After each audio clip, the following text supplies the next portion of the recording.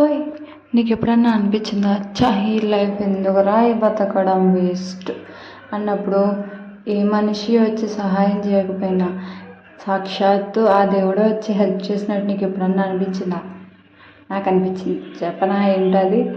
Like ఈరోజు సుబ్రహ్మణ్యేశ్వర స్వామి షష్ఠి కదా. So నేను అలా టెంపుల్కి వెళ్ళేటప్పుడు చాలా అంటే చాలా మూడ్ ఆఫ్లో ఉన్నా. వెళ్తున్న దారిలో కూడా అనుకున్నా, దేవుడా వచ్చేటప్పుడు మంచి మూడ్లో వచ్చేలా చూడు, ఏంది బాధలు నాకు, నా వల్ల కావట్లేదు అనుకుంటా వెళ్ళా.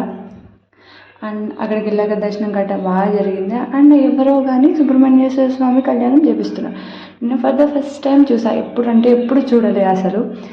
అండ్ అది జరిగేంత వరకు నాకు ఎందుకు ఉండాలనిపించింది.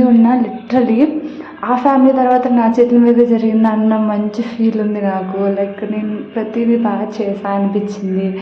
నెక్స్ట్ ఏమో లిటరలీ ఇయర్ అంటే లాస్ట్ ఉగాది నుంచి నాకు మనుషుల సపోర్ట్ లేకపోయినా దేవుడి సపోర్ట్ ఎక్కువ ఉందనిపిస్తుంది నాకు.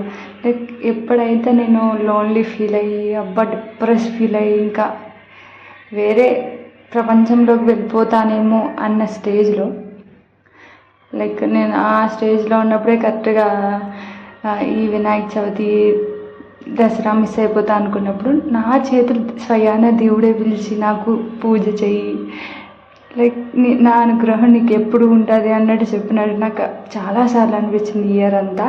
అండ్ టుడే కూడా అంతే. సుబ్రహ్మణ్య స్వామి షష్ఠి అసలు నేను టెంపుల్కి వెళ్ళను అని అనుకున్నా, కానీ అన్ఎక్స్పెక్టెడ్గా వెళ్ళాలి. ఫుల్ లైక్ ఎక్స్ప్రెస్ చేయలేకపోతున్నా, కానీ చాలా అంటే చాలా చాలా చాలా లైక్ హ్యాపీగా ఫీల్ అవుతున్నా. నా మూడ్ చాలా బాగా చేంజ్ అయింది. లైక్ మేబీ ఇంత చిన్నదానికే నీకు అంత అనిపించిందేమో, కానీ నాకైతే చాలా పెద్దదబ్బా. అండ్ పూజ అంతా అయిపోయాక ప్రసాదం తినేసి కళ్యాణం దగ్గర ఇచ్చిన అవి తీసుకుని తలంబ్రాలు తీసుకుని వచ్చేసా.